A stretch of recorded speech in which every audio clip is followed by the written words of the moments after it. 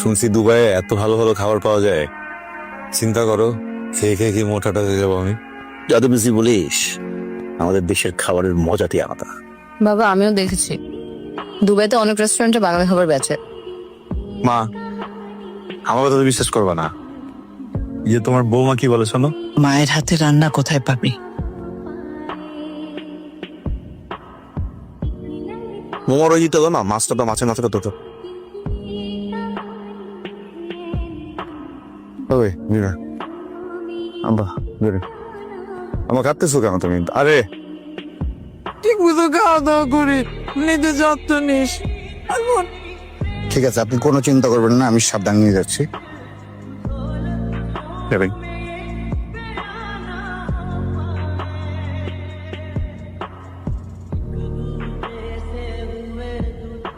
আরে মামুন ভাই, আসসালামু আলাইকুম, কেমন আছেন ভাই? ওয়ালাইকুম আসসালাম, আলহামদুলিল্লাহ ভালো আছে। তুমি কেমন আছো? হ্যাঁ ভালো আছি।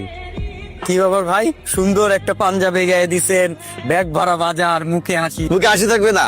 ছেলে বিদেশে পাঠাইছি, সারা জীবন তো এটাই চাইছি না, যে আমরা যেমন থাকি আর না থাকি সন্তান যেন ভালো থাকে। টাকা পয়সা পাঠাইতেছে, এখন আমি ভালো থাকবো না তাহলে কে থাকবে বলো? ভালো লাগবে ভাই।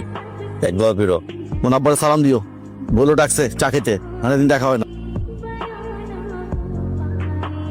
দুবাই চলে যাওয়ার পরে তো 6 মাস হয়ে গেল, এখন ফোন করলে ফোন ধরে না, কথা বলে না। তোমাদের দুজনের মধ্যে বোধহয় সারাক্ষণ রাগারাগি হয়, তাই না?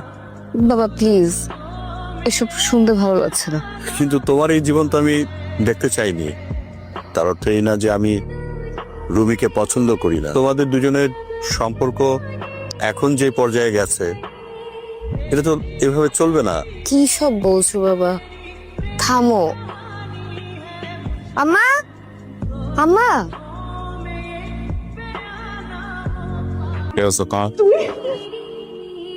ওকে কিছু না জানাই। কতদিনে ছুটি নিয়ে আসছো? কতদিন পর। রান্না খুব মজা হয়েছে মা। কতদিনে ছুটি নিয়ে আসছো? আব্বা ছুটি পাই নাই, অনেক দেখতে ইচ্ছা করতেছিল তোমাদের, তাই আর শুনলাম মার শরীরটা ভালো না, চলে আসছি। আচ্ছা আচ্ছা, এত দূর থেকে আসছো, একটু জানে আসবা না? ইচ্ছে তো অনেক কিছুই করবে, এগুলো ছেলে মানুষই, আর কিছু না। একটু থামো না, কতদিন পরে ছেলেটা আসছে, ওকে ঠিক মতো খেতে দাও।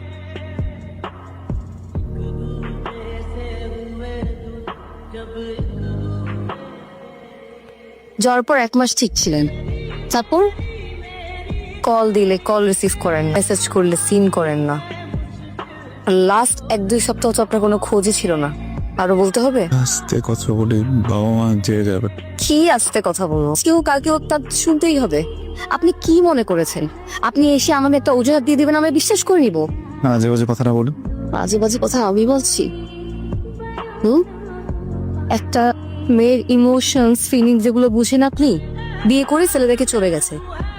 আমি কি ফিল করছিলাম, আমি কি সাফার করেছি, আমি কিভাবে সাফার করেছি, আপনার কোনো আইডিয়া আছে? যার পরে কি করছেন আপনি? যোগাযোগ বন্ধ করে দিচ্ছেন, একবারে বেশি 2বার কল দিলে কি কেটে দিতেন। আর মেয়েটার সাথে যে ছবি, মেয়েটা কে?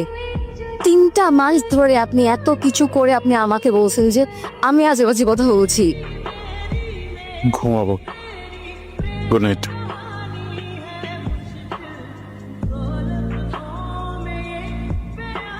আপনি হুট করে কেন দেশ চলে আসছেন সত্যি বলবেন?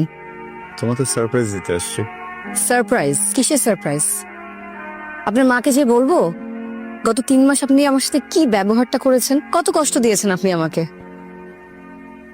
এই ভালোবেসে আপনাকে বিয়ে করেছি আমি, তাই না? আপনি হুট করে এসে বলবেন যে সারপ্রাইজ দিতে আসছেন, আমি বিশ্বাস করে ফেলবো, তাই না? আপনার বাবা মার জানা উচিত যে এটা কোনো সারপ্রাইজ না, এটা অন্য কিছু। আপনি আমাকে রীতিমতো ইগনোর করেই গেছেন কেন বলেন? কেন? একটা ভুল দেখাতে পারবেন আপনি আমার? প্লিজ চুপ করো। গতকাল রাতে আপনি আমাকে কিছু বলেন, কারণটা বলে আমাকে প্লিজ দয়া করবেন।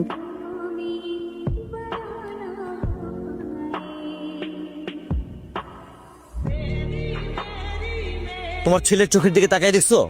হ্যাঁ, আমি দেখছি। আমি আমার সারা জীবনের কষ্টের উপার্জনের টাকা পয়সা ব্যয় করে আমি ওদের বিদেশে পাঠাইলাম সুন্দর একটা ভবিষ্যতের জন্য, এই দিন দেখার জন্য। মনে করছো কি আমি কিচ্ছু জানি?